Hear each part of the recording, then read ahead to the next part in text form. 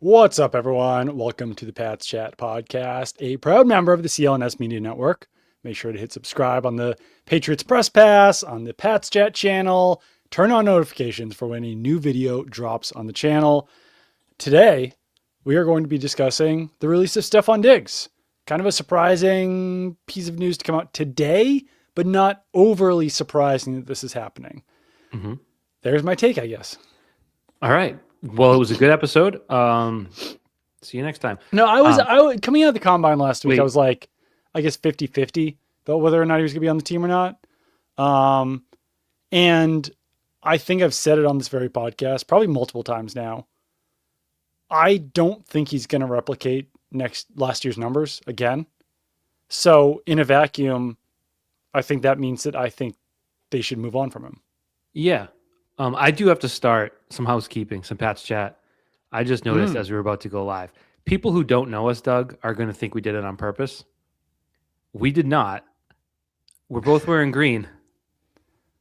Oh, God damn it. Is that not green? I would call this brown. Okay. Maybe it's just a screen thing, but I did do laundry the other night. We do look like we're wearing around the same color. Like we're like a double-shouldered man. But I think that yours looks greener. To me, that looks a little brown. It could be the lighting. Yeah. It's for sure hunter green. Either way, I did my laundry the other night, and today I wore that same sweatshirt, and I was like, I have to change before the podcast. Like I've never thought about my wardrobe before, but I had to on that one. Ball is life. Please tell me what color my shirt is. Is it green or is it brown? It looks green to me, but I don't want to see a picture from Abercrombie. This one's from Taylor Stitch. From Taylor Swift? Taylor Stitch. You know what? It's hard to tell because it's got like the cross sewing thing that makes it kind of like an optical illusion on the screen. Yeah, it's when you look like it's brown, but it's got like tan stitching on it. Yeah, no. I have a jacket I'm not allowed to wear at NBC because it does the like. Oh, wow. Right. Anyway, Stefon Diggs. Yes. Fashion chat comes to an end. I said after the season, and I think the my takeaway Ball's is life said beige. Beige is closer to brown than green. Yeah, that's fine. I think this is exciting for Patriots fans, not because Stefon Diggs was bad and you're happy to kick him to the curb or whatever, but because you don't do this unless you think you can do something better. It would be utterly insane to take everything you did this year, all of the growth of Drake May, where he's second in MVP voting, and then just take away his top receiver without a plan to replace him with something that you think can be as good, but likely better. So I think whether that's Alec Pierce, whether that's the AJ Brown trade that I don't think is realistic, there's something on their vision board that they believe they can accomplish, which is the important part, because you don't do this if you think, oh, I like that guy, maybe we'll get him. Okay, Stefon Diggs. Now that's giving them some credit, right, for actions which they have not yet completed. But I do think it gives people something to sort of look forward to as free agency opens. I would agree with that. I think that this tells you the Patriots are going to do everything in their power to acquire a better receiver than Stefon Diggs. And I would also say that I would be surprised if that plan involved just being like, yeah, we'll draft one, because I hope that's not it. That's not a guarantee. And I mean, Mike Vrabel did say at the combine, you don't just find a number one wide receiver, you develop them. So it's possible. Like if I were the Patriots though, if I like really want to find a number one wide receiver, I still trade for your AJ Brown or DJ Moore or sign Alec Pierce. And then I'm also down to draft a wide receiver in the first or second round.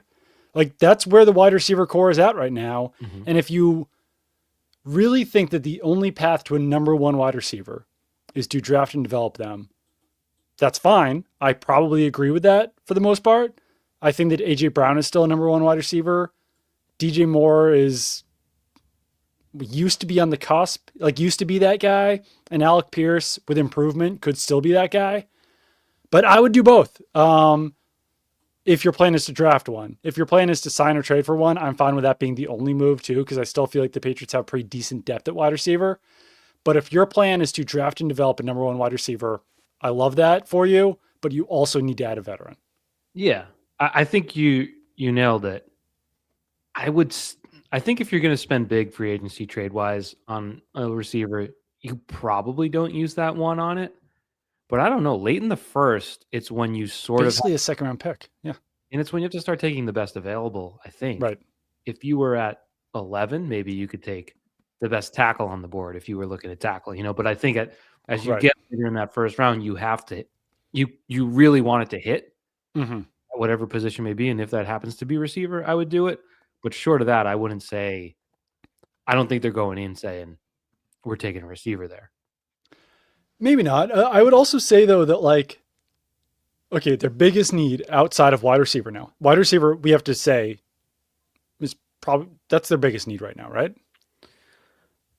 Edge. Or is it still edge? It's still edge because Chason is not a Patriot. So yeah, okay. So your biggest needs are wide receiver and edge. Yeah. I don't know. I mean, I think you probably try to sign an edge in free agency too, and that lessens that need.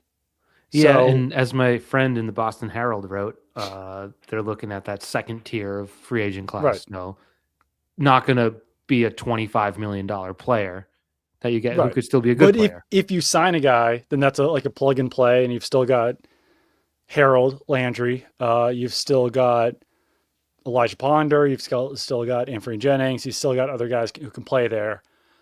So yeah, edge, wide like your options there at 31. Even if you sign a wide receiver or trade for a wide receiver, would still be like wide receiver, edge, tackle. Those would be the three preferred positions, right? Yeah, pretty much anywhere but running back would make sense. Sure.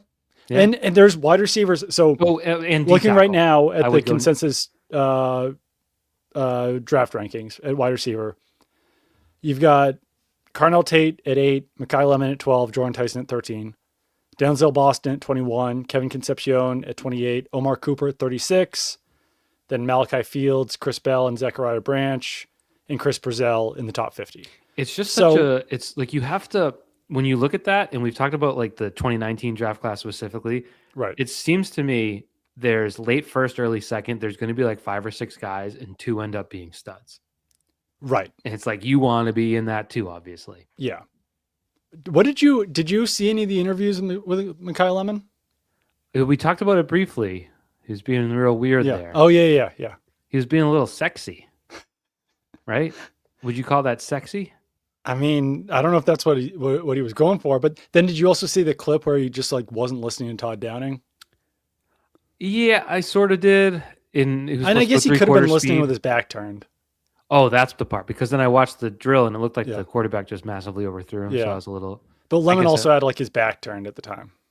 All right. Yeah. But I don't know. I mean, like if that causes him to fall to 31, probably kind of like, I don't know. I'd still want to do it.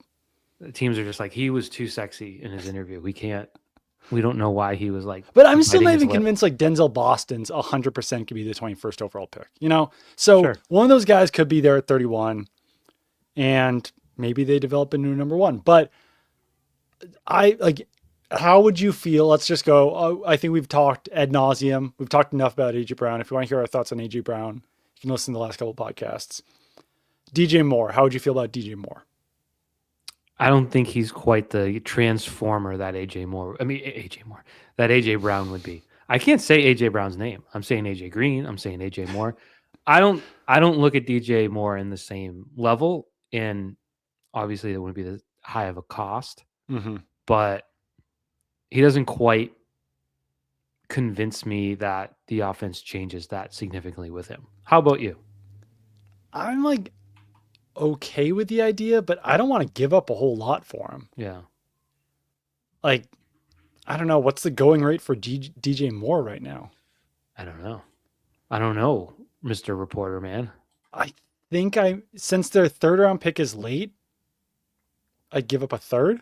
So he's younger than I thought. He's 28. He's about to turn 29. He's played for 8 years. And he's had 1,000-yard seasons in half of those years. Yeah. Yeah, only 682 last year. Yeah. And like, sure. The one before that was 966. We can call that 1,000. Was it? Yeah. I mean, but last year, how many games did he play last year? 17. So And Rome Odunze was hurt. He had a good quarterback in Caleb Williams. He had a good offense with Ben Johnson. Like he should have ate last year. yeah, he was second on the team in receptions, Who was number one? Colston Loveland. So maybe the quarterback wasn't it because he was also second in receiving yards and he was tied for the team lead in touchdowns. So I don't know. Maybe the quarterback wasn't as good as his athleticism shows. I would have I mean, assumed. yeah, he threw for almost 4,000 yards though. So dude spread it out. he did spread it out, and Rome Odunze had a big first half of the season, but then he didn't play his last 5 games. Luther Burden, yeah, I mean, they spread the ball around, but still, you would have thought, given the circumstances last year, that Moore would have had a much bigger season. So that concerns me a little bit. Yeah, I agree. And I just, I love a yard per target. 8. Yeah. Isn't it funny? This is only me. This is probably not a you thing. So DJ Moore is 6 feet. Kyle Williams is like 5'11". Don't those guys seem drastically different sizes? What's their bicep diameter? Yeah, I mean, I guess if you're also 220 pounds or 215 pounds or whatever DJ Moore is, you look more physically imposing, but that shouldn't make you look taller. Some I don't know. It's just a weird thing. Sometimes 6 foot wide receivers look much taller than other 6 foot wide receivers. People look different. There's that stuff that comes across Twitter sometimes where it's like name the quarterback and it's like all grayed out and like funky and you can kind of tell which quarterback it is just from obviously you're watching their throwing motion and stuff. But there's times where you're watching football, you're like walking through the room and you just know who has the ball because you know their body type. So he's got a bigger body type. I don't know what to tell you. Do you remember back when the Patriots did not have numbers during OTAs? I do, yeah. We literally had to take attendance based off body type. Yeah. Like, well, that's Devin McCourty. You can get some Patrick guys. Chung. Yeah. Like you got to know guys well enough that you could do it off body type. Yeah. Well, I struggled this year. Every time there was an in cut, I didn't know if it was 3.8 or 9. I had to wait and kind of see. And they do not have similar body types. Diggs, Douglas, and Booty. Yeah. But there was something about that 3.8 and 9. I think my brain rejected it. So on the plus side, no more 8. So unless DJ Moore wears number 8. That's true. He wore 2 in Chicago, right? Yeah. 2's available. Who was 2? Nobody. No one was 2? On the Patriots? No, Harold Landry was 2. Oh, terrible number for an edge rusher. Good Lord. Not great. Yeah. Wow. Bad job by me. Boston Harold, we call him. So DJ Moore, I think we both agree. Not fully sold. I think it would upgrade your room, but then you sort of need to hit on that drafted wide receiver if that's your plan. And you need Kyle Williams to take a big, but you kind of need that anyway. Like there's a world in which you acquire DJ Moore and Kayshon Boutte is your top wide receiver next year. Yeah, so let's talk about that real quick because I'm best case, worst case, right? You just should we go through the third biggest option before we do that? I guess so. I was really down the road flying, but okay, sorry, fly. No, I just think best case, worst case. Best case, Kayshon Boutte just had a 550-yard season, the best of his career, had downfield catches left and right, beaten top-tier cornerbacks in the playoffs, et cetera, et cetera. Best case is he has that 1,000-yard season. Do you think that's possible? I as good as the season was, I don't see that ceiling. I think it's possible because he was on pace for it at times last year. Then he had the hamstring issue and he had the concussion and the season took a serious swing down. But I also will contend that the beginning of the season was largely unsustainable because Drake May was hitting every single deep ball to Kayshon Boutte. Yeah. So you would need to see some growth from Boutte. He's only going to be 24 next year. Young man. So he still has upside. He's entering year 4. You usually don't see like a crazy year 4 jump. But yeah, like I think that there's guys out there where it's like, okay, yeah, they had 1,000-yard season. I could see Kayshon Boutte doing that. Okay, because if you look at through the first 8 games, I just brought it up, he had 23 receptions for 431 yards and 5 touchdowns. So wasn't quite on a 1,000-yard pace. That'd be 862 and 16, so another 18 more. Yeah, he would have been under even with that pace. Mm-hmm. And like you said, it was a little unsustainable. So I'm just trying to envision I don't want to call it a sell job, but or sort of like the coping mechanism if they don't get any of these big names, if they don't get a big free agent or a big trade, and they're like, well, it's Booty's time. Kind of hard to sell it.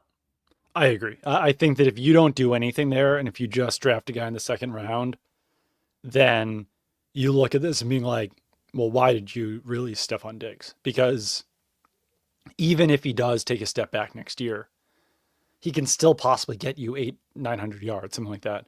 Mm-hmm. And I don't think Matt Collins is going to do that. Don't think Keyshawn Moody's going to do that. It would be a major surprise if Kyle Williams did that. Yes. Damari Douglas is probably not going to do that. Efton Chisholm, probably not going to do that. Probably not. So, yeah. So then let's talk about Alec Pierce. Because, real quick, because I know you want to get to, just to intercede, because I was going to say. You want to talk about Jeremiah Webb and John Giles? For sure. No, I want to let you go to that thing, but I just wanted to, this is a little Pat's chat interruption. Sure. Because he had 5 touchdowns in 8 games. Like, wow, a 10 touchdown pace. 10 touchdowns would be something, right? Yeah. And it's like, man, Randy Moss set the touchdown record 19 years ago. When is someone going to break it? In an era of passing.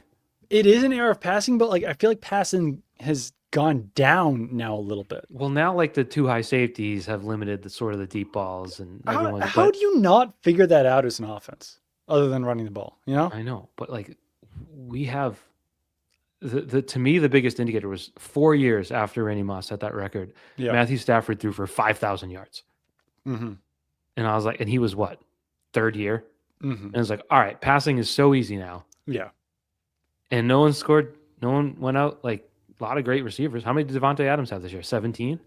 There are a lot of great wide receivers right now, but like there hasn't been a Jerry Rice or Randy Moss since Jerry Rice and Randy Moss, you know? Fitzgerald wasn't quite. No. He was the closest thing, I think, that people assumed would be the next Moss, right? Yeah, but he was just like very steady and lacked the same highlight ability. Devontae Adams had 18 in 2020, which was Rodgers' MVP season. Chase had 17 2 years ago. No one has more than 18. Great player, but Randy Moss is not. I know, but you would think the level of competition, not competition, though, just the ease with it's so much easier to pass the ball in the past 19 years. That's 2 decades if you do the math. Is Jeremiah Smith gonna break the record?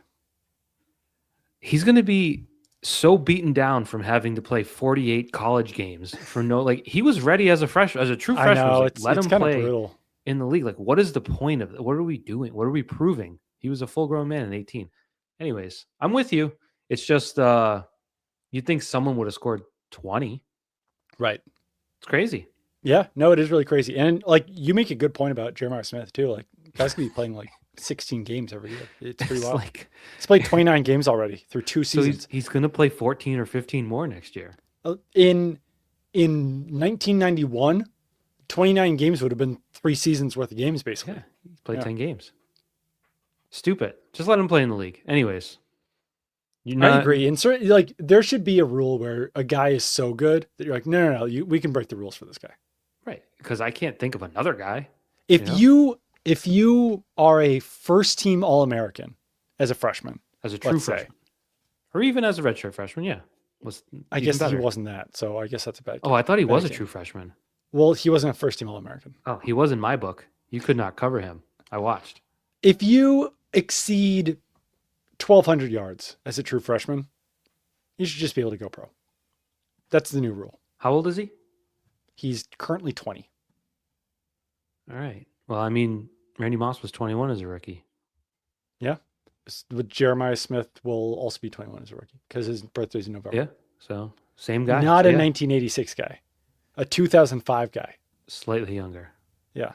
Imagine like Marshall. Imagine who did Marshall play in 1997, right? They played. I'll tell you who they played. This is the end of the Pat's Chat interruption. West Virginia, real team. Army, Kent State, Western Illinois, Ball State, Akron, Miami of Ohio, Eastern Michigan, Central Michigan, Bowling Green, Ohio, Toledo, Ole Miss. Imagine you're the cornerback on Bowling Green, right? Yeah. And you're like, all right, we got a game this week. And then you line up and Randy Moss is there. Yeah. And you're like, oh, I'm having trouble covering this guy because I'm the cornerback at Bowling Green. Yeah. It would really stink. I feel bad for those guys. My younger brother went to Bowling Green and told me, like, in the bathroom, Really? that there was a poster or like a sign that said, like, football tryouts, come out. How'd your brother wind up at Bowling Green? Flying airplanes, I guess, aviation. A lot of flat land out there. Interesting. True story. He's a pilot? Well, he was, but in aviation in some just different degrees. I'm trying to look at Randy Moss's. He went over 200 yards twice. Hey, that Bowling Green cornerback did really well because he limited into 7 catches for 56 yards and a touchdown. That was his least of the year. Yeah, I mean, whatever. If the Bowling Green cornerback is listening, my bad. He's pissed. Yeah. Respect. Kent State, on the other hand, Moss had 8 for 216 with 3 touchdowns. And at Ball State, they went down to Ball State, which is in what, Illinois? No clue. Ball State, of course. Moss had 13 for 205 and 5 touchdowns. 5 touchdowns in a 42-16 win, which means someone else did score a touchdown that day. Where's Ball State? Lord knows. All right, then we can get back to our podcast. Where's Ball State? Muncie, Indiana. Indiana. Bad job by me. Yeah. That's like one of those teams when you're filling out a bracket, you're like, Ball State will probably lose. Yeah. Yeah. I was trying to look up who the cornerback would have been. Nate Andrews, Lil Faison, Keon Laws, Troy Ramey, one of those guys. We should do a story. You can write it in your newspaper. I guess if Randy Moss becomes relevant for some reason, then that would be a great idea. He's always relevant. All right. Well, I guess it would Alec be the 30-year anniversary next year of that game. So that's reason enough to do a story. One of my favorite stories I did. Yeah. We've talked about how on Super Bowl media night, you have to have your plans. So you're not just like floating around like an idiot. I wanted to ask Malcolm Butler about his last college game at West Alabama. Because I think his team, they won something like 72-0.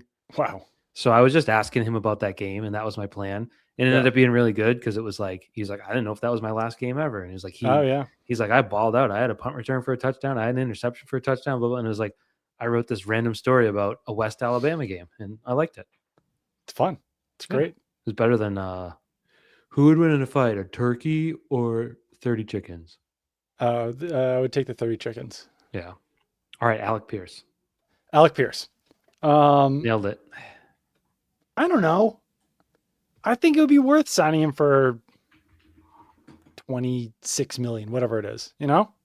Like, if there's a player in this draft class who you could potentially compare the same situation to Milton Williams last year, would it not be Alec Pierce? Mm-hmm. He's 25 years old. Milton Williams was 25 years old last year. Relatively high pick. Alec Pierce was a 2nd-round pick. Milton Williams was a 3rd-round pick. Alec Pierce will probably be better in a better situation because he's averaged over 20 yards per catch his last 2 years. And can you name the 5 quarterbacks who have been throwing him passes? Yes. Okay. We've got old Phil Rivers. Yep. We've got Anthony Richardson. Yes. We've got Daniel Jones. Yes. We've got Riley Leonard. Yep. And so there's someone from 2024. Yep. I'll give you a hint. They didn't have Daniel Jones yet, right? Because he's another really old guy. Another really old guy. Year older than us. A 1985er. And this was 2 years ago? This is 2024. And it's like blatantly obvious and I look stupid right now? Yes. He was on 2 teams last year in the same division. In the South? Nope. I thought you were saying the same division as the Colts. No. Okay, this. Let's see how far my little Mike Tomlin was pissed about this trade. Oh, Joe Flacco. Yeah. Okay. So yeah, the production with the quarterbacks is what stands out. And then if you upgrade to Drake May next year, who's possibly the best deep ball passer in the NFL. Yeah, and I want to add this because he's going to make what, $25 million? Yeah, I mean, some people think like $30 million. So there's currently about 2, 4, 6, 8, 10, call it 13 or 14 receivers making over $20 million this year. Mm-hmm.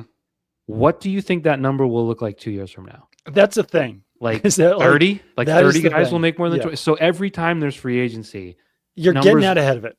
numbers look insane. And then lo and behold, the cap goes up. And the And like, numbers are you there's overpaying him if you pay him $28 million or $30 million? Yes, right now you are. yeah. But at some point you will not be. So, I mean, even look at the what's his name deal, Calvin Ridley. Like Calvin Ridley for 23 million felt crazy at the time, right? It might be. It Well, might still he's be. I don't even know if I want to count this much. 1, 2, 3, 4, 5, 6, 7, 8, 9, 10, 11, 12, 13, 14, 15, 16, 17. He's the 18th highest paid wide receiver by APY. And like obviously he's not the 18th best wide receiver in the NFL, but if he's the 18th highest paid receiver, then it's really not that big of a deal, you know? Diggs was due more money in 2026 than Ridley. Right. So that's a good So, indicator of the elevation of these things. That was what, 2 years ago, right? 2 years right. prior to Diggs signing. So yeah, I mean it And is a I don't risk. know if Pierce gets to 30 million. I don't think so either. I think 25 and a half or whatever it may be. You Higgins got 28.75 last year. So maybe he gets 28 or 29. But Higgins has a better track record than Pierce. yes, yes, yes. I was thinking about something else because I was trying to piece together like maybe we've talked about it before, or at least I have. You don't have the suck tax working against you this year where Right. so let's say you're at 25 and a half and throw out your random team. Cleveland is at Right. 27 and a half. Yes. And maybe like, I'm just naming teams. I don't know the market. And then Buffalo's at like, they can only do 20. Right. If you're in the middle there, given what you have at quarterback and Mm-hmm. everything that happened last year, like you have a better chance at that than you just didn't last year. You Yeah. just did not, even though Mike Vrabel's reputation was good. You just do. And I'm not doing this because white guy, I'm not doing a white guy thing, Oh boy. which people tend to do. But I always Oh think the boy. funniest example of this wasn't it Adam Humphries Yeah. who chose the Titans Yeah. over the Patriots in Yeah. 2019 and got like good money, right? Yeah. And did not do anything. Right. And I'm not saying this because they're both white. That's just someone who I'm just thinking about the guy that hits the market, Right. is due to make a lot of money, gets a good contract, doesn't pan out. It does. Yeah. It probably happens as much as it doesn't. Right. So I mean, it's not like it's risk free to hire a guy to sign a guy on upside. No. However, Yeah, and you need to it take a is one of those risk. tricky things where it's like, are they gonna get a Milton, like are they gonna get the same production and like are they gonna feel as good about that as they do about Milton Williams? There's no guarantee, but I mean, I don't know. Like people, I guess I'll just specifically say it. Did you see Ben Volen's tweet about Alec Pierce today? Yeah. So Ben is holding his production or his volume against him, Mm-hmm. which in a vacuum, being what was it, the fourth or third highest targeted player on the team, fourth behind Third, Pittman. was it third or fourth? It was behind Pittman, Warren, and Downs. So in a vacuum, that's probably not a great thing if you're signing a guy to be the number one wide receiver. Sure. But But if he's able to produce 1,000 yards and average over 20 yards per catch, and what he was probably the second leading receiver on the team behind Pittman, no, he led the team. he He had Pittman didn't have 1,000. 1,000 yards. Pittman had 784 yards. And that's the thing. There's two numbers on Pierce. Yeah, The yards per reception, which is the best in the league. right. The catch percentage. And that's the one where if I were still a professional journalist like you, I'd go back and try to look at all 84 of those targets and see why he didn't catch half of them. Right. Because to me, if I'm assessing this and I'm trying to give the guy $25 million, I want to know that. I apologize to the podcast listeners. I have not done that myself. I think that's probably, if you're the Patriots front office, that 56% catch percentage is ugly. How Right. much of that is on the player? How much of that is on the passes? If you're running up the sideline and the quarterback throws it to the 10th row, you were the targeted receiver. So I will tell you right now that PFF charted him with 1 drop last season. Mm-hmm. So that only tells part of the story. Mm-hmm. On contested catches, he caught 43.8% of those. Not great, but that also doesn't mean it's his fault. Mm-hmm. So yeah, passer rating while targeted was 113.7. The 1 drop is obviously huge, to 6 touchdowns. And yeah, I mean, the Colts completion percentage as a whole last year was 65.8, which isn't terrible, but it's also not Drake May completing 70% of his passes. But I mean, it's been his whole career. He's 53% catch rate. Right. I feel like if you're a $25 million receiver, it should be better than that, but that's just one number. I'm just literally looking at the stat page. I'm not evaluating his ability to catch the ball. Obviously the Colts felt as though it would benefit them more to target Tyler Warren, Michael Pittman, and Josh Downs more than Pierce. Let's not give them really much credit, because they also felt it was smart to give Daniel Jones $38 million right. to play football next year. I mean, so when Alec Pierce is averaging 20 yards per catch, and I don't know, it wasn't fluky either, it's not like he had 300-yard games at the end of the season when no one was trying, Mm-hmm. His production was pretty normal across the board. He had 5 games under 50. He had 2 games over 100. The rest were between 67 and 98 yards. So yeah. Yeah, my where I took issue with Volan's tweet where he's not even as good as Stefon Diggs, and I'm like, I mean, maybe, but I don't think Stefon Diggs was that good. He was good, but I don't think you talk about him by saying that. I think we are dramatically overrating Stefon Diggs. Yeah. No. Yeah, you don't talk about him with awe because he had a good year. Right. He's obviously a great receiver in total, but at this point, I don't think what we saw wasn't half of his production in 5 games. Yeah, I mean, yes, it was he had the 100-yard games, but he also had so many that were under 30 and 40 and stuff. So it's repeatable. In an ideal world, Alec Pierce is probably your number 2 wide receiver, just like T. Higgins is in an ideal world your number 2 wide receiver. So that's why I would still advocate for signing Alec Pierce, but then also spending a high pick on wide receivers and trying to hit on that number 1 guy. And if it works, it works. If it doesn't, it doesn't. But I think that when you release Stefon Diggs, and if you cannot acquire AJ Brown or, I don't know, shoot for the moon, Justin Jefferson or whoever, then I think that you still need to go all in on Alec Pierce and try to get that guy just so that you ensure that you've got someone. Do you want to do an exercise?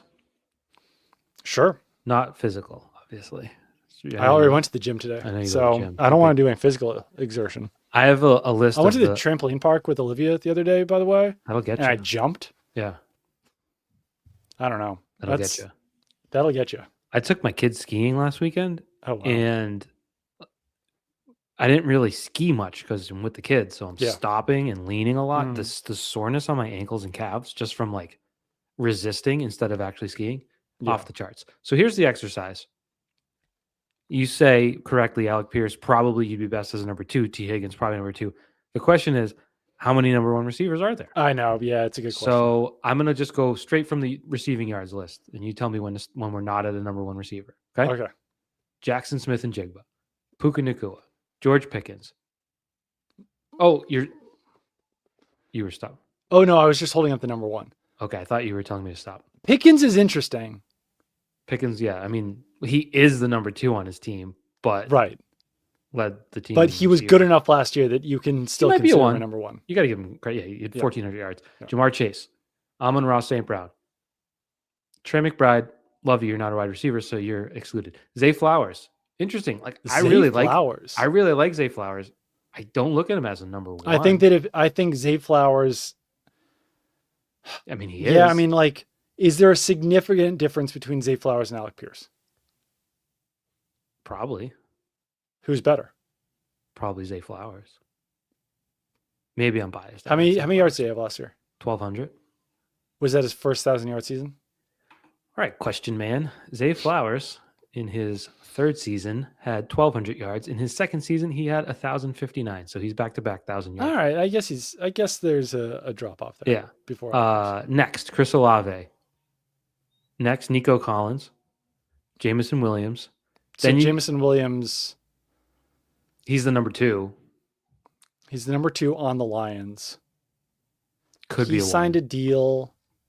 I have it. I'll have it very shortly. I promise. He signed a deal for $26.7 million. I don't know if there's a dramatic difference between Jameson Williams and Alec Pierce. Am I crazy for saying that? I don't think you're crazy for saying that, but someone might. Someone always will. So he's had 2,000-yard season. So I guess once again, way more. But yeah, and he had more targets. So I guess there's a drop off there. Then you get to CeeDee Lamb, who is a 1. Yes. But, then you get Jefferson, who is a 1, but had no quarterback last year. Yep. Cortland Sutton. He feels 2-ish. Yeah. All right, so he made to 30. Wan'Dale Robinson. 2-ish. Yeah, 2-ish. Ted McMillan might be a 1. Yeah, but he was a rookie. So 1,000 yards as a rookie. And then you get to Diggs. Devontae Smith. I actually wouldn't mind Devontae Smith as being your number 1. He might be the 1 on Philly because of AJ He'd probably Brown. if Brown is gone, then he would be the number 1. Well, I think he's probably the number 1 on like half of the NFL teams. Maybe. Right. Maybe well, more. we're getting to the end of the 1,000 yards. You have Michael Wilson in Arizona. Not a number 1. You have AJ Brown, who I think is number 1. The stats may not reflect it. And then you have Alec Pierce. So you definitely, that's 19 guys. And we're already in the 2-ish category. Right. I don't know who we're. Yeah, they're like, it is funny where like number 1, there's not 32 number 1 wide receivers in the NFL. So if Alec Pierce is your number 1 wide receiver, then you're in like the 40th percentile of number 1 wide receivers. Well, I have a twist for you, right? Because let's agree Alec Pierce is like twist, twist, wow. Right? I didn't know this. Is this cereal? That's Twix. No, I meant Cereal, the podcast. Oh, remember that? And it was like, dude, this guy did something. I don't know if he is guilty of exactly, but like, you people believe anything. I think the Reddit boards agree with you about that. I just remember them being the most gullible hosts of all time. And he'd be like, I didn't do anything. And they're like, oh, he didn't do anything. He said he didn't do anything. So therefore, yeah. Yeah. No, when you break it down, the evidence isn't great for him. He had something to do with it. For sure. Anyways, okay, let's agree that Alec Pierce is more like he'd be better suited as a 2, right? Because he's not whatever 6'5", 235, amazing freak of an athlete, whatever. Well, he's like 6'3", 200, and he ran a 4.4. He's not small. I'm just saying he's not Megatron. He's not Calvin Johnson. Yeah, but we would also agree Jacoby Myers is absolutely 2-ish. Yes. You would also agree that in the absence of Jacoby Myers in New England, the Patriots would have been better if they had Jacoby Myers all the way along. Oh, yeah. So I think if you look at it in that, like, just because you don't have... Are you better off having Alec Pierce? Yes. Yeah. Just because you don't have one of 12 or 15 freaks. Yeah. Because they're hard to get, because you have to draft and develop them usually. How many of those guys we named that are 1s were drafted and developed? Probably most of them. We go back. Yeah. Not Pickens. I don't know. We know you get the idea. You would have wanted to have Jacoby Myers on the team for all the years that you didn't have him, and he would have made the team better. And I think just because you're not a Hall of Famer doesn't mean you can't make a football team better in the interim. Yeah, I think that is fair. Before we get to our next discussion topic, I want to talk to you about PrizePicks. Shoot your shot on PrizePicks and get $50 instantly in lineups when you play your first $5. That's right. PrizePicks is now giving you $50 in lineups when you sign up and play your first $5. PrizePicks makes every dunk, every dime, and every board that much more interesting, so don't miss this chance to get started on America's #1 app for sports picks. Download the PrizePicks app today and use code CLNS to get $50 in lineups after you play your first $5 lineup. That's code CLNS to get $50 in lineups after you play your first $5 lineup. PrizePicks, it's good to be right. Michael, we have been talking about Jason Tatum's return for weeks now. I promised to play PrizePicks on the Celtics when Jason Tatum returns. Do you know what? I don't know when that's going to be. Well, they're releasing his little docuseries in rapid order. I don't know when episode 1 came out, but they released episode 4 today. And I think it's a 6-parter. So start doing some math. So do you think he's delaying his return until part 6 comes out? No, I think they're like, we got a return date. We got to make sure these puppies are out in time. So it's coming soon. So start doing your homework. I'm a big slam dunk guy. When I go to games, I like to count slam dunks. So if we can have any, more than 2.5 slam that'd be dunks, cool. Yeah. I love slam dunks because it's I went to a Pacers yes, sir. Pelicans game. Yes, sirs. 2 years ago or a year ago. Zion had some big dunks. He's a big boy. Yeah. I live by the mantra. I actually have a tattooed on my chest. Is a great poem by the great Shaquille O'Neal set to the tune of a rap song in the 90s. And it was, do you want me to shoot it? No. Do you want me to pass it? No. Do you want me to slam? Slam. Da da da. And that's how I feel. Hell yeah. So when Jason Tatum comes back, I'm playing PrizePicks. Let's do it. And if you use code CLNS, you get $50 in lineups when you play your first $5 lineup. So I think we're both. So are you on board with Pierce? It sounds like it. Yeah. I think it's just simpler than the Brown thing, and the Brown thing feels like Howie Roseman's pulling the, we're open for business if you give us 11 firsts and your firstborn son and a Corvette. It just feels like it's going through the motions of where it feels like Max Crosby's going to get traded this week. So with Brown, because this is where I don't envy NFL front offices. It's like, would you rather have Alec Pierce on your roster 100% if you agree to overpay everyone else?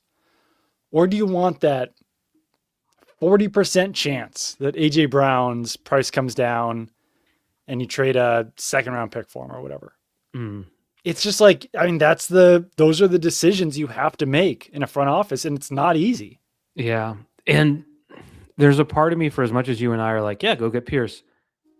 We have to remember last year, for as good as the Patriots free agent class was, we have to remember legal tampering day. I remember I was at the gym, brag, and Twitter was down, so we were all on Blue Sky. Oh, yeah, we were all on Blue Sky. And everyone's making deals. Everyone's signing all the players. All the people you wanted are signing somewhere. And then it hits. Patriots are in agreement with Robert Spillane. And you're like, what? And then it was like later, Harold Landry. And you're like, well, Landry was the night before. Oh, okay. But you're like, okay. Yeah. And then it wasn't until much later as Milton Williams, which was a very big investment. Yes. Because they were trying to get Godwin. That was response to not getting, Higgins. Right. Just trying to get well, they wanted Godwin too, and they didn't get Godwin. Yeah, I think that was. And they wanted the Ravens left tackle, Ronnie Stanley. They didn't get him. So there was this sort of expectation that they'd spend like crazy, and they kind of did. Yeah. But not in the minute one where it could be announced and it's the guy. Right, and then Morgan Moses comes out and all these other guys do, yeah. So it's just maybe a reminder that for as much as we talk about the big splash, that might not be in their mindset. They might have a very distinctly different plan. Yeah, that makes sense. Something fell upstairs. Alec Pierce went to Cincinnati. Yeah. Doesn't he just feel like he would have been a Notre Dame guy? Is this a white guy thing? Are we doing? I guess. I don't know. Both of his parents went to Northwestern, and his younger brother plays for Purdue. Midwest, a lot of Midwest action. Maybe another brother played basketball at William & Mary and North Carolina. Ooh. When did Justin Pierce play at UNC? This is huge. This is huge. He could have played with A. May. Could have played with any number of Mays. That's true. Maybe the dad. Oh, he was a football player. his graduate season was 2019-20.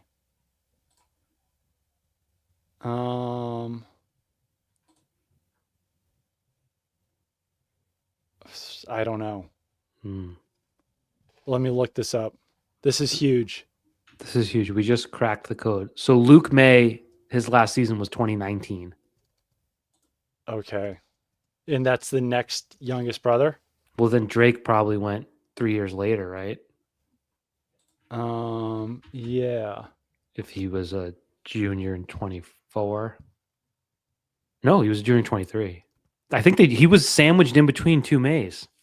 Did he not overlap with any Mays? Not that Drake played basketball, but you know. Right. So there's a Bo May. Yeah, but so Luke May's last season was 18-19. And then Justin Pierce's first season at UNC, who's a transfer from William and Mary. So his first season was You know what? last year. They have something to talk about at least. They've got a lot to talk about. They're like, hey, you know how like only one person in your family has ever left the Midwest? It was where I went to school. Do you want to talk about it? I wanted to look this up. Like I just kind of Google let me down, but it did lead me to a Bleacher Report story. That could have been huge, by the way. I know. I'm sure, though, everyone already would have known it. We would have retrofitted our podcast to be like, we've got breaking news about Alec Pierce and the Mays. I was just thinking of like free agent wide receiver busts. Yeah. Because I mentioned Adam Humphries earlier. So it led me to this Bleacher Report story. 50 biggest of all time. You want to play a game? Sure. Well, it's not really a game because I can't expect you to name 50. But number 50 was Nate Solder, which is unfortunate. Great guy. Oh, wow. The Giants? Yeah. 4 years, $62 million. But then so number 49 was a receiver. Okay. Did you even remember Devin Funchess signing with the Colts in 2019? I don't remember that at all. He must have been coming off a weirdly big year. So he had 840 yards in 17 and then 549 in 18, 549 yards in 18 and then signed a 1 year $10 million deal the next. So not exactly breaking the bank. I do want to ask you about some other free agent wide receivers, but if you want to keep playing that game, then we can play the game. Antonio Brown made the list in 2019 with the Patriots. He made like what, 17 million for one game? I mean, that was not a free agent signing, but yeah. Well, he was available. Yeah, I guess they signed him. Yeah. Yeah. Alvin Harper with what was it? Oh, with the Buccaneers? Yeah. 95. I'll be honest, I wasn't locked into the former Cowboy. Okay, Jerry Porter with the Jaguars in 08. Doesn't really make me excited. David Boston with the Chargers in 03. Wow, that guy was jacked. I think he was using some performance-enhancing drugs. I think he was probably on steroids. I hate to make accusations that I can't prove. It is funny. Him and who was it, LaRon Landry? Yes. Oh my God. Those guys were those guys looked like professional wrestlers. Yeah. And everyone was just like, oh wow, those guys are really jacked. So Allen Robinson is on here, 2022 with the Bears? Rams. He got 3 years, 46.5 with 30.75 million guaranteed. Has only drawn number one coverage in New England. Right. So I didn't think about that one. I wouldn't necessarily have thought of that as a bust, that wide receiver. Andre Rison, that's lifetimes ago. Yep. Still going. Just seeing if there's like any recent receivers on there. Calvin Ridley hasn't worked out great. Kenny Golladay with the Giants. Oh, that was bad. 21. That's so 4 years, 72 million. I guess that's your worst case scenario. Yeah. Okay. We got that. Or even like I said, like Calvin Ridley is a not great scenario. Yeah, he must be 51. Right. Number one, biggest, I might as well tell people, free agent bust of all time. Give me the team. Well, he was a Patriot. That should be enough. He was a Patriot? Not on the bust deal. Not on the bust deal. After the bust deal. The Patriots were like, bust deal. Oh, a distressed asset? Let's add him to the team. It was a Super Bowl season. They went to the Super Bowl. Super Bowl season. They didn't win the Super Bowl. He wasn't a part of it. They said, see you later, mid-season, after he was lying on the ground during a play that ended up coming right back over him. He was famously a dickhead. Chad John? Nope. Same year. Same idea. They did Chad Johnson and Albert Hainsworth. yeah, biggest bust of all time. Yeah. 7 years, 100 million. Whoops. Signing with the Washington football team. Yes. Interesting. Yep. All right. Very Free agent interesting. busts. Be careful out there, teams. Yeah.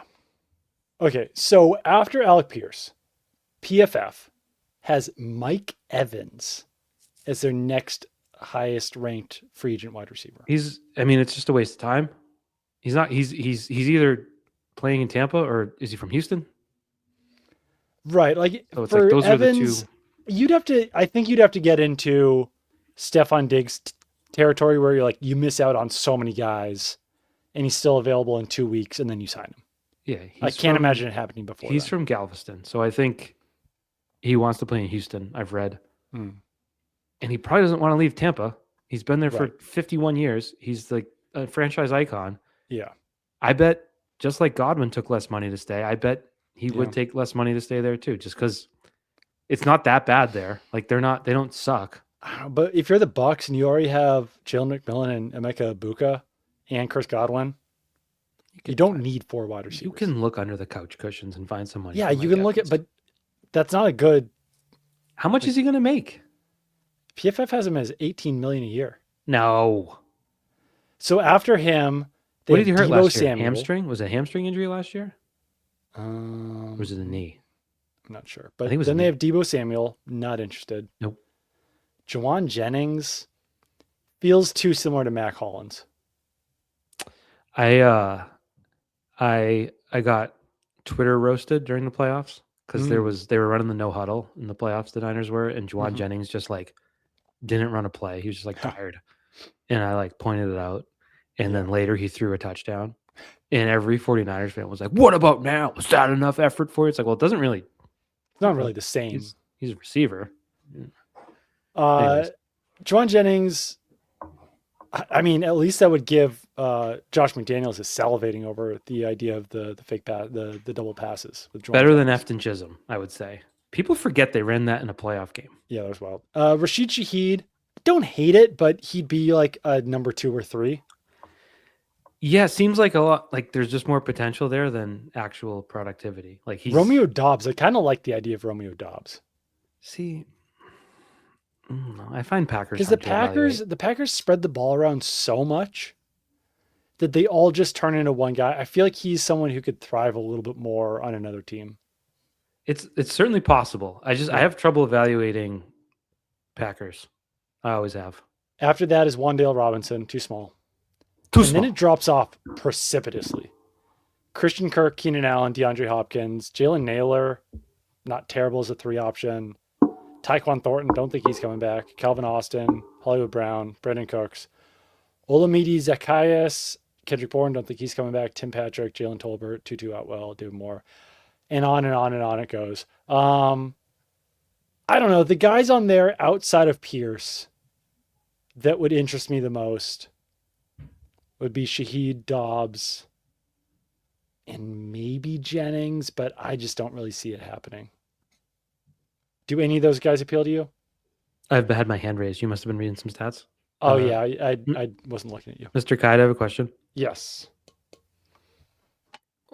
I know Tyquan Thornton like showed a little something with the Chiefs, but like what has he really done to even deserve being on that list?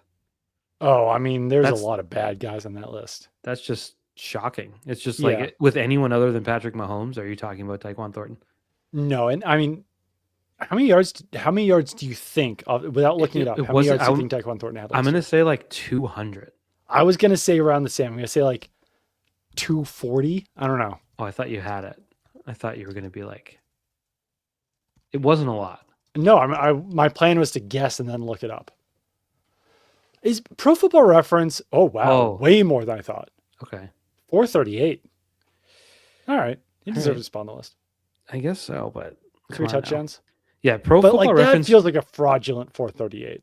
Yeah, and a lot of it was. Well, I mean, you don't get the yards on this. It felt like he was just the deep pass interference option. There were, good Lord, he had 0 yards in 1, 2, 3, 4, 5 games last season. And he didn't play beyond week 15. Yeah. So like I don't know. Just when you like reading a list, it's kind of like, well, what is that list? You know, that's a weird that list. right, but still, I mean, PFF knows what they're doing. And like the did I miss anyone? No. So like Yeah. it's just basically what I'm saying is that like if you miss out on Alec Pierce, it's not like you can just be like, oh, I'll go get that guy because that next guy is going to be no one that we're talking about as being a top 32 wide receiver in the NFL. Yeah. Yeah. I will say Deebo Samuel probably too high on that list. Oh, for sure. But yeah, no, you want to make a real run at Alec Pierce. I think he could make your team better. I Mm-hmm. think he's better than most of those guys. I mean, than all those guys you just listed. And I don't know. It's let's say they try, they don't get him. AJ Brown doesn't move. I don't know that anyone you just named is like if Romeo Dobbs going to make people. He's not going to be he would be a number, he should be a number 2 or 3 here. Yeah. He'll probably make over 20 million just because that's what they're making now. Their projection, I think, was 15 for him. Hmm. Well, I should be his agent then. No, it's tough. If you miss out on Pearson, if you don't acquire AJ Brown, then your next best hope is DJ Moore or drafting a wide receiver.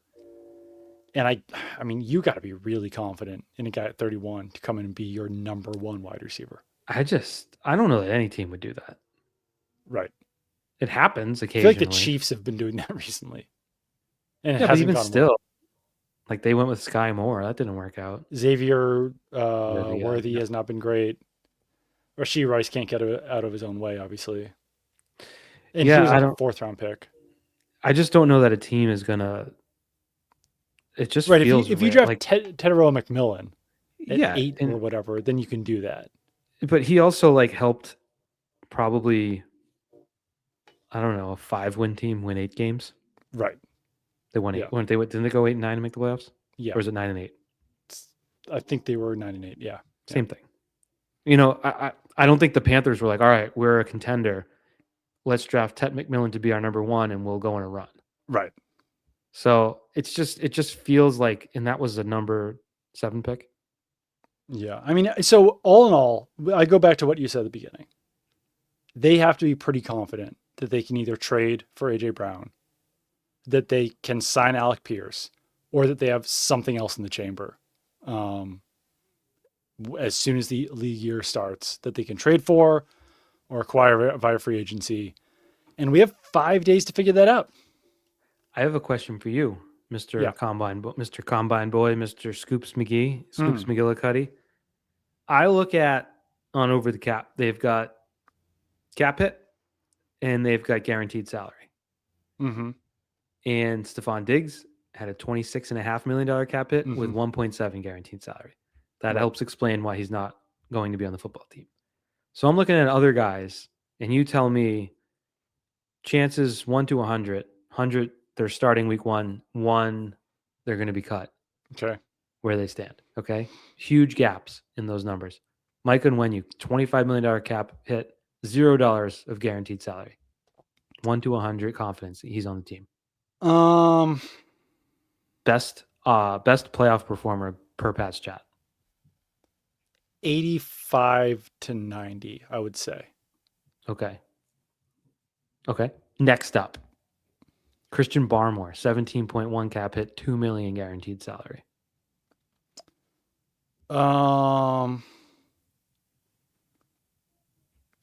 65 to 70. Okay. Now here's one literally nobody has brought up. This is a Pat's chat exclusive. This person is 11.75 cap hit with 0 guaranteed money, and his name is Hunter Henry. I had not even considered this until I'm looking at these numbers. 85 to 90. Okay, that's his number. Yeah, 85. you're right. So yes. Yeah, and like maybe I don't know, maybe I'm overshooting all of those, but like Michael Wenner was your best offensive lineman last It's a year. lot of money. I know though. it's a huge cap hit, but it's like when your O-line already stunk at times last year, to remove him from the equation, like I don't know if he's like the exact type of right guard that you want for the future, but when you play as well as he did, and you don't have like when it's a crappy O-line free agent class, you're just kind of like, all right. we're gonna roll with that. Yeah. It's tricky. I'm not a contract aficionado, but he's due 16 million in base salary. Right. It's the last year of his deal. Right. It feels ripe for an extension that you could probably move some money around because that's If they want to work with him moving forward. Yeah, I guess. I mean, I kind of think you just let him play it out. I talk out of both, but I'm just saying if you don't want him to have a $25 million cap, hit, Right. if you need to move the money around, you can probably Yeah. do it if you need to. I talk out of both sides of my mouth because good guard play is so important. Yeah. And then when I see a highly paid guard, I'm like, oh, great. Nice job. It's sort of like 2020, was it, when the Patriots franchised Joe Tooney? Right. And it was like, yeah, just go ahead and pay him the top five, the average of top 5 salaries of offensive linemen. Like, you have one, like, probably the worst roster we've seen in decades. You have Demir Bird as your number one receiver. Like, yeah, go ahead and franchise the guard. Yeah, it was wild. But it's nice to have. Yeah, and so it's a tricky thing. Like Mike and Wenyu, we talked about, we were like, it was maybe after the championship game, we were like, we have not said this guy's name once. Right. He's been mistake free in a year where the O line was running out of gas late. We are at the hour mark, but free agency starts on Monday. Are there any other free agents that you are pounding the table for? It's a fair question, Doug. I like a guy like Boye Mafe at edge. Yeah, I think that's another guy. He's not. I don't think he's quite as young as Mr.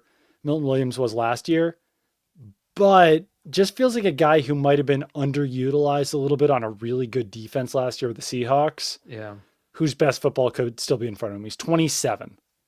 Yeah, but he's been a productive player.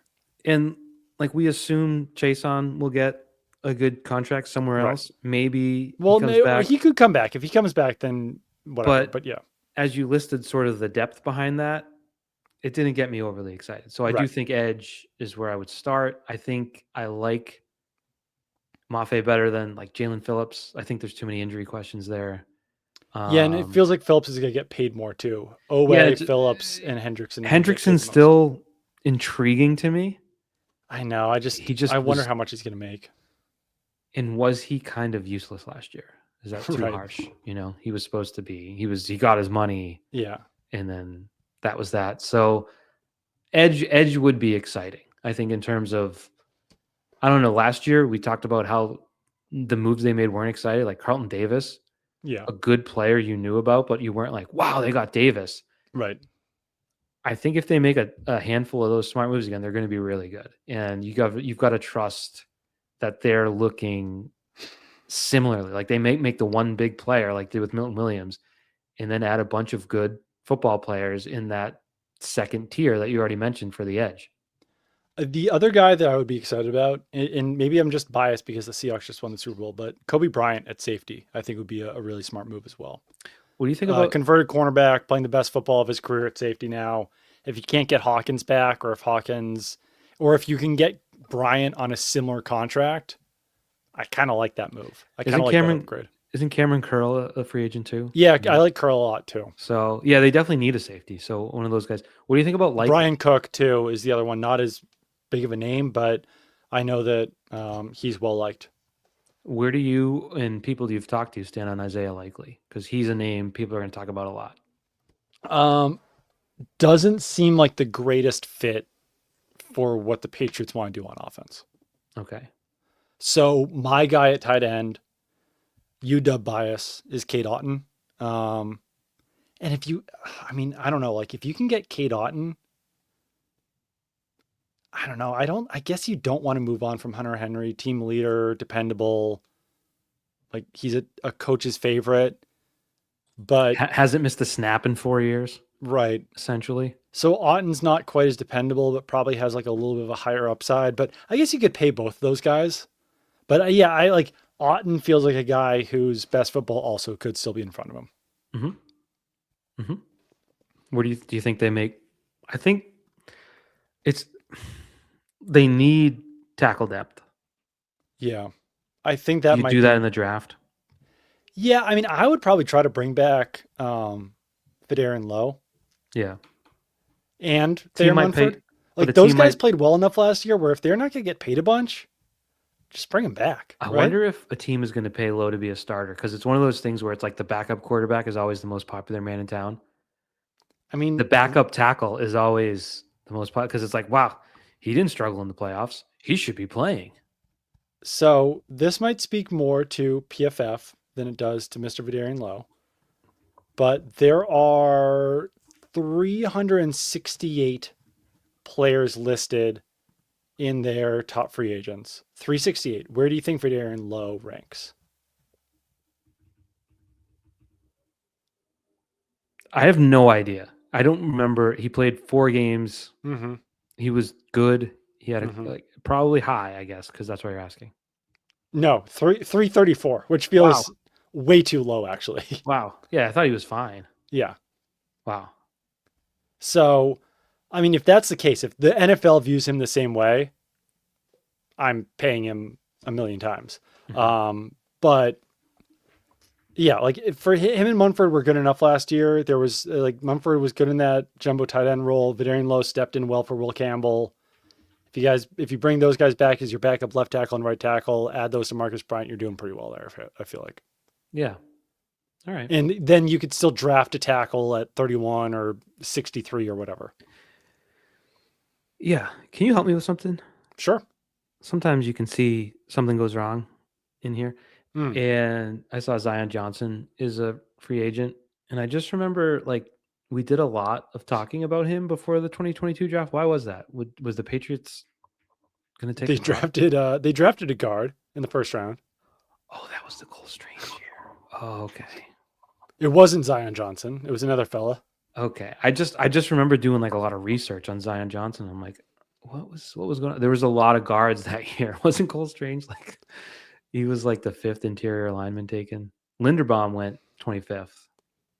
That's still Crazy. like Crazy. at some point when Cole Strange's career is over, I want to talk to him and be like, all right, be straight with us. Scale of 1 to 10. How shocked were you to go in the first round? I'm pretty sure he has said, like, I think he was like fishing with his dad or something. They weren't even tuned in that day How because does it wasn't. that happen? I think it's the Patriots were so good for so long they could like do stuff like that. You And just it like didn't plug matter. and play a guy and you're like, all right, we need this one specific role. Well, Let's fill it. like the 2008 or like the 2000. Yeah, what like from 2007 to like there were so many The bad 2007 draft draft outside of Brandon Merriweather, they literally got 0 players. Thank you. I was trying to get there. Yeah. The 2007 Patriots draft was like so bad. It's like, well, there was no room on the roster. No. They had the best team ever Right. assembled, and there were tons of years in the 2010s, where it was like, yeah, you didn't get it. You only picked 4 guys, and they didn't pan out. You won 14 games. Yeah. It was kind of like, but as we saw it changing, I think maybe Bill was slow to see it as a different era, Right. and that's part of why he's no longer the coach of the New England Patriots. I mean, I will say, I'm not here to defend Bill Belichick, but like, I will say that the next picks after Cole Strange, like Lewis Cine is out of the NFL. The next picks were George Karlaftis, Daxton Hill, Lewis Cine, Logan Hall, Christian Watson, Roger McCreary. Is McCreary also out of the NFL? Roger No, he's with the Rams McCreary now. But like, that could have looked a lot worse. Then But like Brees Hall. Brees Hall, Jalen Petrie, they would welcome. Boye Mafe, Kenneth Walker, Yeah, Wandale Robinson. right. There was definitely some much better players, but like the fact that a lot of these guys like also weren't that good helps them a little bit, but it's still like, I don't know. Then you had Taekwon in the second round, a few picks Taekwon in the before second round Pierce was rough. and Pickens. Right. What are you going to do? Draft is tough. That's next month's podcast, though. Yeah. Yeah. Having George Pickens and Alec Pierce be the next 2 wide receivers off the board, like Sky Moore stinks. Respectfully. And then Trey McBride also. When like the Patriots did absolutely nothing to address tight end for years and years and years. I will say this. I know Trey McBride. I will say this. One of my great skills in life is looking back at old drafts, whether it's NFL, NBA, Yeah. a little bit NHL, and being like, wow, nice pick, idiots. The 2003 draft. Like, wow, you picked that guy, morons. Yeah. I'm really good at retrospectively crushing teams for making the incorrect picks. Hell Like, how yeah. dumb are you guys? I love it. That's great. Yeah, it's one of my skills. It is interesting where a bad draft class precludes a bad free agent class. And that 2022 draft was not great. And this free agent class is not great. Mm-hmm. Seems like next year's free agent class might be a little bit better. I don't want to be mean to the Walker family. Is Okay. Trayvon Walker like the most forgotten / unknown / least impactful number one pick of all time?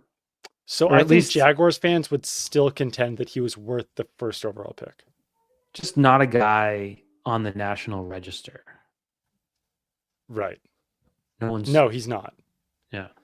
And Aiden Hutchinson might be like slightly overrated. Yeah, because he does the smear of the face paint of the. But he's still been way better, considerably more productive than Trayvon Walker. Stingley, Sauce Gardner, Thibodeau. Right. You got the worst of the top five probably, but football player, NFL player. Yeah, he had a 67.6 PFF grade last year. He's never had more than 59 pressures in a season. He said like decent sack numbers, but no, I mean like I don't know. For a few years there, taking him over Hutchinson looked bad. Now taking him over Stingley looks bad. Yeah. Did you see Hutchinson complaining on Twitter that the Lions didn't use his bat downs in their video or whatever it was? No. They posted a video, I think, and they were just bragging about something they did on defense. Yeah. And he's like, I had a career high 7 whatever, and none of them are in this video. And now that I say it out loud, I'm like, was it fake? Is everything fake? Oh, maybe. Got to be aware of that. Everything's fake now. Yeah. You know what? I drove by like a farm in, I don't know, somewhere on the way to my haircut. And they were using a very obvious AI image as their like signage outside. And I was like, this world just sucks. Yeah. Yeah. It was like, you know how all the AI images are like terrible, brownish? Yeah. They have like a brownish hue. Let's not talk about hues, but yeah. It just had that brownish hue of my shirt. And I was like, what are we doing here? You used an like, I guess I understand as a business being like, well, this is free, I'll use it. But just like, what the fuck are we doing? Some people, this is funny. Some people think it's so cool. I don't quite get it. This might have been a fake tweet. So I retract. But I did just search Aiden Hutchinson post. And in July, he issued a statement on fake AI posts. So maybe I fell for one. That's the first for me. Bad job by me. I have a podcast comment, because we're at an hour 13. And it feels like we have been podcasting. Wow, we're deep. Feels like we should shut up. But I used to be like a regular part of my take listener, especially when I was commuting to and from Brighton every day, which is a nightmare commute. Yep. And I stopped at some point along the way. Yeah, I used to listen to, but I've stopped listening to most podcasts. But I saw they had their 10th anniversary the other day, so I threw it on. Their podcasts are like 3 hours now. Oh my God. So my question is, like, should we be podcasting more? Should we take an intermission at 1:13 and then do another 1:15? Like, are we doing it wrong? Have we missed the memo? So a lot of podcasts I listen to can like exceed 2 hours. For me, it's too much because I don't only want to listen to one podcast in my life. For sure. Where I'll tell you that you don't have the miserable commute life that a lot of people do. Like, I would drive to Brighton, and even I would drop my daughter off in Arlington. And if you know, anyone listening knows, Arlington to Brighton, 7-8 miles. Right. It would take an hour. Yeah. So it's a sad moment when that podcast ends. And you just sometimes want something always there. So I get it. But it does seem like there's got to be diminishing returns at a certain point of your 3-hour podcast. Because then you got another one 2 days later. Right. I guess people do listen to them at 1.5 speed also. I can't do that. My brain's not working like that. I can do 1.5. Some people would do 2x. That's crazy. I do, like, when I have a Twitter video, I always put my thumb down to do 2x. Because, like, I don't got time to watch a 16-second video. I need it to be in 8 seconds. I feel like we've been talking pretty slow in this podcast. This might be a good one for people to try 2x. It's also kind of meta because we're talking about podcasts being long on a long Well, we just podcast. keep talking and talking and making this podcast longer. Yeah. All right, so I've got a phone call coming in. Is Don't it know a what that's all scoop? about. Might be. If you're still listening right now, which you better be, Thank you. leave a review on Apple Podcasts or wherever you get your podcast and tell us how long our shows should be. If they should be 5 minutes, 25 minutes, an hour, 25 hours. Imagine that. Do What you if we want to did a know? 24-hour podcast once a week? DJ and Pete Blackburn do that every year for the NHL trade deadline. They go live for 24 hours.